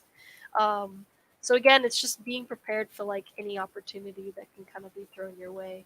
But yeah, shout out to that guy and his studio. They make really, really cool stuff. Definitely check them out. Very cool. Yeah. All right, I think we got time for a few more questions here. I want to be respectful of your time as well, Ashely.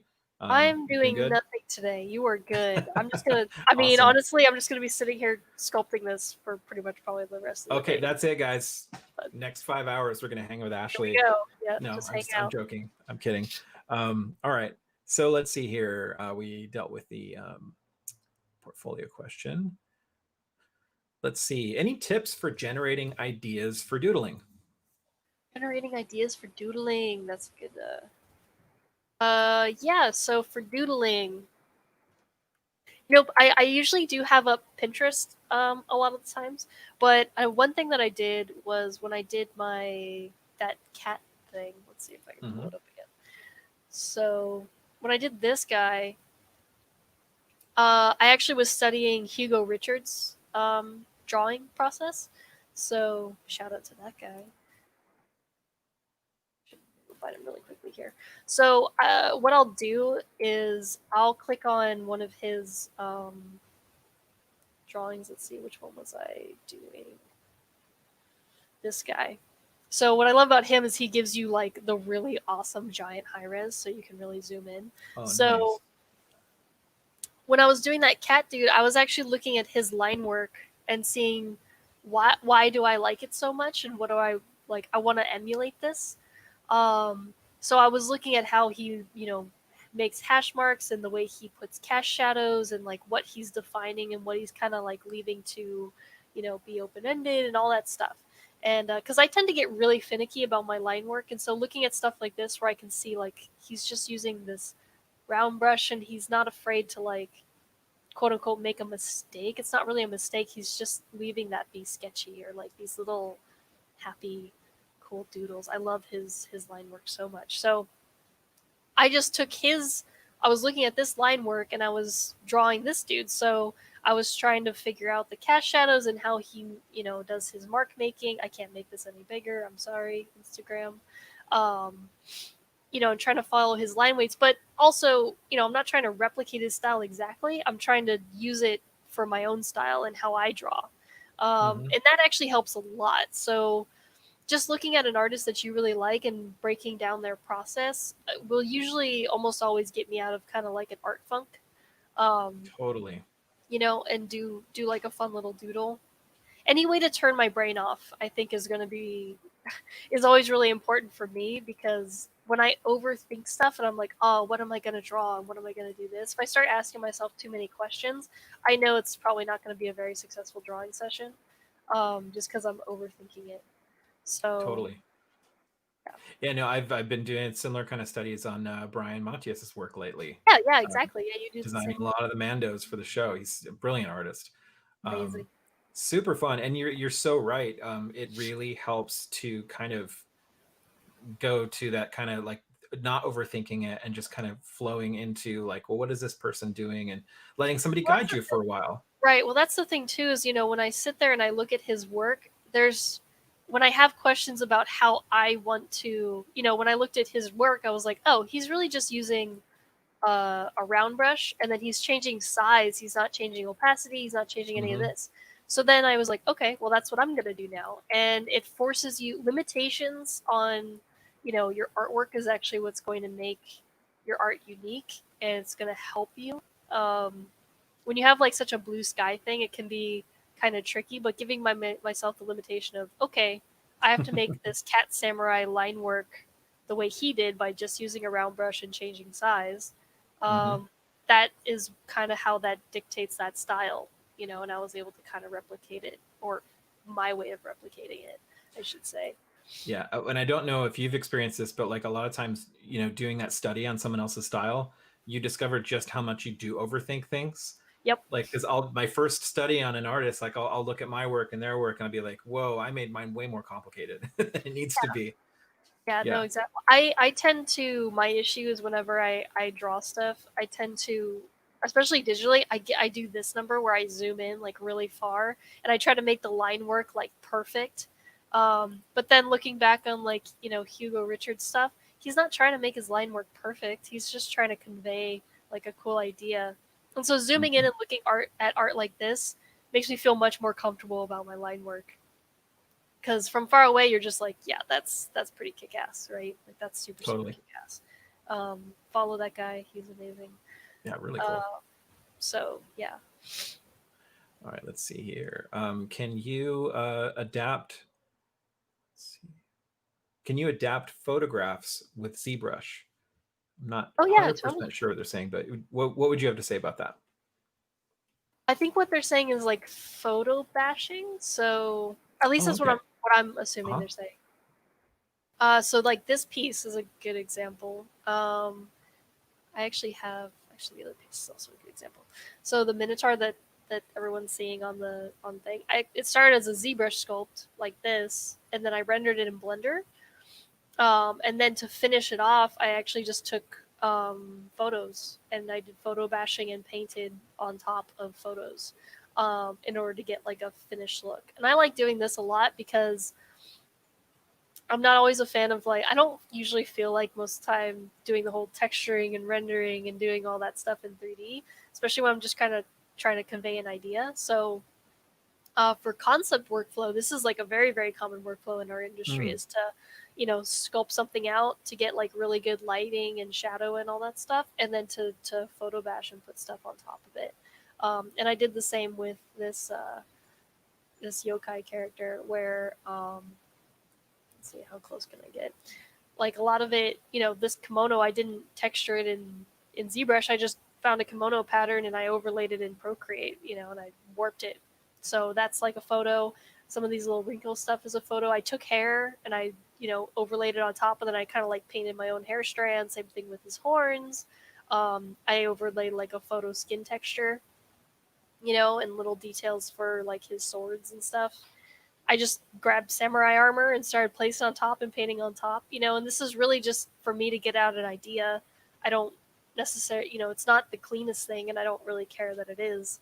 Um, but I was able to do this because I had a great foundation in 3D, um, of nice lighting and rendering and all that stuff. Mm-hmm. Like cast shadows are exactly where they need to be and stuff. And then I just get to put like that extra little detail on top that All makes the it fun so stuff. cool. Yeah, all the fun stuff. Yeah, you did all your heavy lifting in 3D, and then you get to do the icing on the cake in 2D. Yeah, exactly. Let's see here. I have a question: is ZBrush the professional standard, or is Blender also used professionally too? I don't know as many people that use Blender for sculpting, but Blender is definitely getting up there as far as a lot of people are using it just because it's a jack of all trades. I mean, it can do everything. If you are getting into 3D, it's a great tool because you can learn how to model, sculpt, texture, UV, paint, render, composite, animate. I mean, it does it all. So, ZBrush is very specifically just a sculpting program. Um, like I said, the feeling of ZBrush is I have yet to find a program that feels as good as ZBrush, if that makes sense in artist terms. Like I love the feeling of being in ZBrush.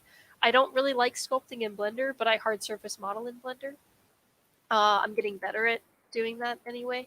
I still mainly model and sculpt everything in ZBrush just because it's been my tool for the past 5 years or whatever. So um, yeah, but Blender's a great tool. But ZBrush is definitely a high res sculpting standard. There's really nothing else out there like it. Yeah, you could for sure learn the basics of digital sculpting in Blender, and a lot of those principles in terms of laying out, like you've done for us right now, laying out your forms and all of that. It's going to be the same because those are principles that transcend what software you're using. But I think ZBrush still has a free version, right? Do you know they still have the You know what? light? I'm not sure. They have Sculptress. I don't remember Mhm. if it's exactly free or not. I know they make it very reachable. They do. Yeah, Yeah, ZBrush is pretty accessible. yeah, cool. And let's see here. For making human faces, do you use the same process in terms of blocking out? Yeah, you totally can. Again, it's all kind of applicable. The way I blocked out Vegeta's face versus the way I'm blocking out this versus the way you block out, a realistic human face. It's all kind of the same. You can even take the 2D drawings of, take a box, split it in half, and do all that stuff to get your proportions right, and then you can kind of start sculpting and doing like a low poly version of it. That's what I did when I was painting Vegeta. Was I started with a box and I kind of cut out forms Mm-hmm. because his face is so simple. Um, so yeah, it's all the same, and it's all very very applicable. No matter what you do. I've got a ZBrush question for you. Perspective on or perspective off? Um, everyone will fight you on this. I I know. I it's so funny. Everyone has a different thing. Okay, first off, ZBrush perspective camera is not a real camera anyway, so your sculpt is really not going to be justified by anything. I mean, really, the only difference for me is like perspective looks cooler, but sometimes it's a little too much. Like this, to me, the perspective's a little crazy, so you could go and change it to like maybe 85, and that's going to be a little bit Mm-hmm. better. But again, is it going to dictate my sculpts and shapes? No, not really. I tend to leave it on just because I guess a force of habit. There's times where I don't have it on though, and it really doesn't matter because once I bring it into a program like Maya or Blender that has like an actual camera, um, then it's entirely going to change anyway. So um, I feel like it's more of just personal choice Yeah. personally. I have been doing a lot of hard surface stuff lately in ZBrush, and I know that like obviously like when I need to work orthographically and stuff like that, like Yeah, can't do the being able to perspective. pull stuff out straight and Mhm. through origins and through like local transformations and stuff, then yeah, that's where you'll want to have just like an orthographic view of something. But other than that, it's really just personal preference. Someone is curious to know what your home setup is. Home setup is in like. What like are you using a Cintiq? Are you using a tablet? Like Oh, what do I'm you just using a set up Wacom here? Intuos. I used to have a Cintiq. I actually don't like when I'm sculpting. I don't like drawing on the screen. I feel like I'm much faster when I'm just on like a plain flat tablet. Hmm. Um, but then I draw a lot on Procreate and stuff. I can't really draw. I can sculpt this way, but I can't draw this way. I'm really terrible at drawing this way. I have to like be looking at my hand in order to draw. Mm. But for sculpting, it doesn't feel like it's the same thing. Um, so yeah, that's what I tend to do. But yeah, I just have a basic Wacom tablet. Really nothing fancy. I actually don't like Wacom's fancy tablets anymore. Now you're doing something really cool. This is where you get to be a painter in ZBrush. You're actually painting your sculpt. I am. I'm Yeah. painting it because it looks cooler, and I don't have to try so hard sculpting. Color's Yeah, going to hide a lot of like mistakes, but that's okay. But I figured I'd do it just because we're still here, we're still talking and stuff. So it's kind of fun to absolutely. like start throwing on some colors that I have on my character. Well, and I know that some digital sculptors like to go to color right away. Like it helps them with their Yeah, value yeah. structure and Rafael Grassetti's a big one on that. I think Glauco Longi is too, where they'll start sculpting stuff, and then as soon as they can, they'll kind of like start immediately throwing in some color. mhm. Uh, just because it does help. I mean, obviously, when you look at it now, you can kind of start seeing where the breakups are going to be, and like how your forms are reading and stuff like that, and what kind of like the final result is going to look like. So yeah, it definitely helps. But sometimes it can be, I mean, my colors that I chose on this character are like pretty intense and crazy. So it's one of those things where, I might do this and then I'll turn it on and off every now and then, you know, and that's actually kind of a fun color to sculpt in. It's kind of like Yeah. coolish. But yeah, so it just kind of depends for sure. We've got someone in the chat who likes to model a lot of spaceships, houses, stuff like that. And they're saying how like they like to, grab a model or the toy version of what they're doing to kind of actually look at a real 3D object. Oh They're yeah. wondering if you do the same thing. Yeah, definitely. I have a I don't know if you can see him back there, but I have like a Spider-Man toy that is like super super posable, and so it's fun to be able to like grab that guy and like throw him into little poses and stuff. And you know, obviously, I can use that as drawing reference or as sculpting reference. A lot of my reference tends to just be online most of the time, just because I think I'm lazy about it. But as I think most people are. Um, but yeah, definitely grabbing or even just grabbing. There's tons of free models online too, and if you want to grab, you know, whatever it is you're trying to model, that's, you know, if you want to grab some of Vitaly's models and stuff, and just reference it as you model yours and see what he did and see how he broke it down. That, again, that's perfect. You're gonna learn a lot faster if you just kind of try to replicate the success of somebody else. Along those It's not cheating. kind of along those lines, one of the really cool things about ZBrush for those who might be new to it is, you know, you don't always have to start with like a ball of clay. You like, if you want to do a really cool character, you can grab an already made like human form base mesh, right? Like Yeah. somebody's already sculpted out a human form, you can pose it, or you can sculpt it, pose it into place, that kind of stuff. I mean, granted, you're still going to want to learn anatomy, you're still going to want to learn how to do that stuff from scratch. It's going to make you better. But you know, for people that are new to it and they just want to like, I don't want to sculpt a human head, I just want to take a human head and start doing some cool stuff to it. Oh You yeah. can totally do that as a way of starting to try it out. Exactly. Yeah. I mean, again, I have a base mesh that I use for everything all the time. For like a good starting point, even if I'm doing stylized or realistic, it's just same base mesh that I usually start from. Mm-hmm.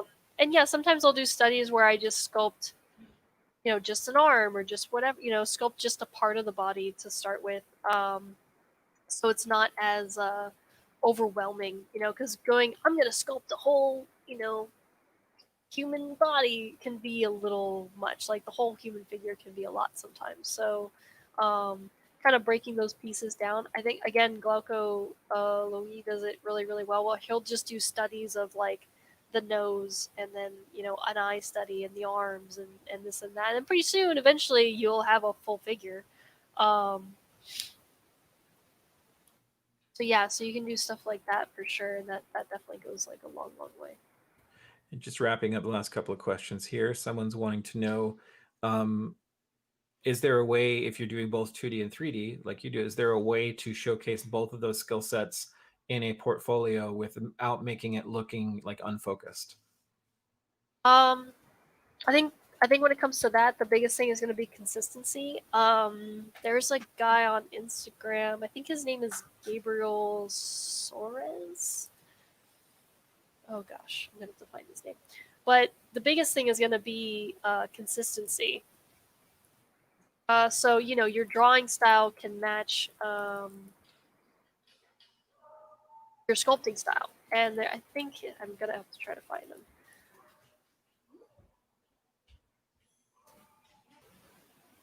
Yay, I found him.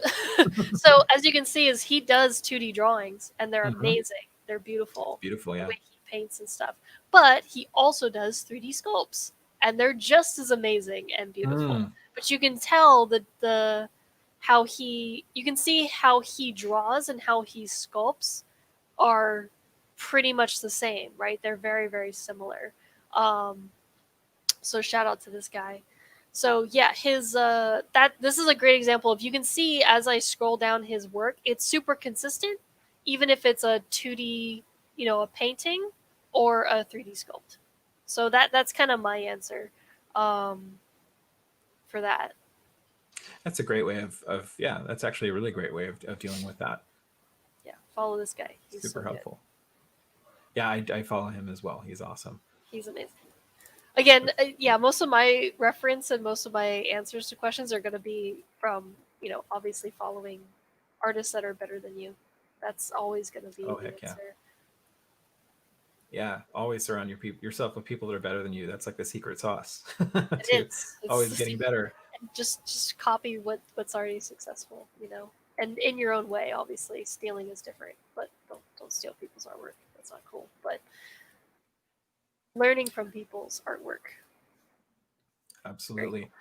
Well, that's about all the time we've got today, Ashley. And I want to give you huge thanks because you have done a lot of gymnastics for us today. You've been able to talk and sculpt and answer questions and, work on something new while you're doing that. But really, I appreciate your humility and your generosity, just the way you laid out all your artwork, showed us your process. And if anything, I think I'm really thankful for how you've helped 2D artists to understand what you're doing in 3D, and how they don't have to be two different planets. Yeah. They definitely coexist 100%. So yeah, again, thank you so much for joining us. I'm sure we'll have opportunity to bring you back again. This is, I think, the second time you streamed with us. But is there anything you wanted to kind of close out with? Any thoughts or advice for artists out there that are maybe where you were when you were in high school before you came to Gnomon, that are like, okay, do I want to do this 3D thing? Yeah, I mean, I think the biggest thing obviously is just getting your hands dirty in it. Don't be afraid to just jump in and just start trying to sculpt. There's plenty of people out there, so there's plenty of knowledge to help. Again, I'm a pretty decent resource. I'll try to help out whoever I can. If you reach out to me, I'll help try to answer questions. But yeah, there's a there's a giant library on the thing called the internet that you can start, diving into and trying to figure out, what it is you want to do. And obviously you're really not going to know what to do until you just start doing it. You may get into sculpting and it may become the love of your life, or you actually might not like it and maybe you like animating. You might get into animating instead. And that's kind of the beauty about all the 3D programs that are out in order to make art, is there's so many different ways to make art that if you just keep dipping and diving into things, you'll find your calling eventually. I found it actually pretty late. Like I said, I love the 2D drawing and 2D animation, and I'm actually really trying to steer more towards that now. So that's going to be my own personal art journey. And, I'm not known for it. I don't have any jobs in it, but that's like what I want to do, And so I'm just going to be following people that have done that and see if I can replicate it, in my own style. And I love that your desire to do that can like totally coexist with what you're doing in 3D, what you're Oh yeah, doing totally. professionally. Yeah, Mm-hmm. 100%. Awesome. Yep. Well, hey, thanks again. And if anybody wants to follow you on Instagram, maybe even to see, your progress with this piece that you've been doing on the stream today, can you just get that up there for us? Yep. It's All at right, cool. Stegan Eggs. So go ahead and give that a follow if you guys want to. And yeah, I'll probably continue sculpting on this. I still have the hands and stuff to sculpt and whatnot. So yeah, it'll get up there eventually. But if it's not up there soon, like don't give me too much for it. No But way. We won't do that. yeah, but yeah, I appreciate anybody following. And again, you can always reach out to me on Instagram. I don't bite. I'm pretty friendly. I'll answer any questions that got not answered, during this stream, and that's totally fine. So Yeah, and thank you for offering that too. And I think that for anybody who's looking to get into this world, it's amazing how generous the professionals who are out there are. And I think that's a big part of it. Just have courage and be willing to ask a question, a thought through question to somebody like Ashely. More often than not, if they have the time, they'll totally do what they can to help answer that. So yeah, sure. of course. And then again, joining I'm gonna just mention this again, is I recently joined a art server, an art Yeah. Discord. And again, there's tons of them out there. I'm on Jimbo Box's art Discord, and that one's been fire recently. That one's been great. It's very new, so there's a lot of fun stuff on there. But you'll find very like-minded artists. They're always jumping into the stream and streaming what they're drawing, and we all jump in and talk and have a good time and talk about, we nerd out on anything and everything. So jumping into stuff like that's going to be super important, especially during COVID, when you can't go to like normal animation expo events and stuff like that, like what I used to do when I was trying to get into Gnomon and into this industry. Being active wherever you can be is going to be really, really important. You're going to grow a lot as a person. Absolutely. Well, thank you so much, Ashely. And for any of you out there who would be interested in learning from Gnomon, this is the school that Ashely went to. We offer both individual classes as well as full-time programs. So if you're maybe just wanting to grab one class or take a beginner's class in ZBrush or something like that, you can do that at Gnomon. And my colleague Xander will let you know how to do that in the chat, whether you want to reach out and talk to an admissions advisor or just go check out some of the individual classes. The other thing that I'll just finish off real quickly by saying is if you're interested in Gnomon, you're making art, maybe you're not making any 3D art, maybe you don't feel like you have a full portfolio put together. Our advisors at Gnomon are basically art coaches, and they will actually look over your artwork. They're not going to, showing them your artwork is not going to get them to, you're not going to immediately evaluate you for a program. Actually, what they're going to do is help you get your portfolio ready. So if you want to reach out to someone who can point you in the right direction, can point you towards resources, can help you know how you can level up your portfolio and your artwork, definitely reach out to an Gnomon advisor. They're there to help you. And there's no question that you should feel shy about asking them. And if you'd like to do that, Xander can let you know in the chat as well how to reach out and do that. And so with that, guys, I think we'll be streaming again. Our next one will be on Wednesday with our Chief Creative Officer, Josh Herman. He's been doing some really cool art hangs from about 10 in the morning to 1 in the afternoon, 3 hours. They're doing a lot in ZBrush lately, so that would be able to continue with what we were looking at today. I know last week he had guest artist Jared Krzyzewski, and they were doing like traditional style clay, dynamic clay sculptures of human forms in ZBrush. So super cool. So definitely tune into that on Wednesday. And if you want to know about upcoming streams and events, just follow us on social media, and you'll be able to find our schedule and a lot of the cool stuff that we're doing. So thanks again, Ashley. Stay safe. Thank you for having me. Yeah, stay safe, I don't guys. think I have to tell you to stay creative because you're already doing that. But trying to make the most of your time spent, on your computer. Absolutely.